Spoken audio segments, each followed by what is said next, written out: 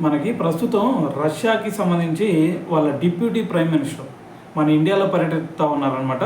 So మరి దీంట్లో భాగంగానే మన నరేంద్ర మోడీ గారిని, అజిత్ దోవల్ గారిని, దాని తర్వాత నిర్మలా సీతారామన్ గారిని, సో మరి వీళ్ళ ముగ్గురితో కూడా భేటీ అవ్వడం జరిగింది.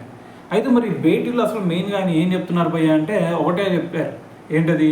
మనకి ప్రస్తుతం చూసుకుంటే ఇరాన్కి ఇజ్రాయెల్కి మధ్య యుద్ధం జరుగుతుంది కదా.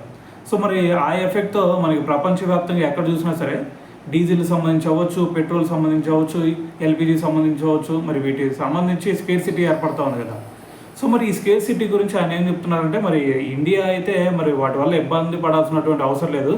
మరి రష్యా మా దగ్గర చూసుకుంటే మరి అటువైపు చెమురు కానీ లేదు అంటే ఎల్పిజి కానీ మరి ఇవన్నీ కూడా ఎక్స్పోర్ట్ చేసే ఎబిలిటీ మా దగ్గర ఉంది. సో కాబట్టి మీకోసం అని చెప్పేసి ఇంకా మరి ఆ ఎక్స్పోర్ట్ని ఇంకా పెంచుతాం అని చెప్పేసి మరి ఆయన అయితే హామీ ఇవ్వడం జరిగిందనమాట. ఏంది భయ్య ఊరకెత్తారా అంటే, ఊరకెందుకు ఇస్తారు, నువ్వు ఇస్తావు నేను ఇస్తాను, ఊరక ఎవరెవరు కదా. సో మరి ఇటువంటి సిచ్యువేషన్లో మనకి దొరకటమే ఎక్కువ.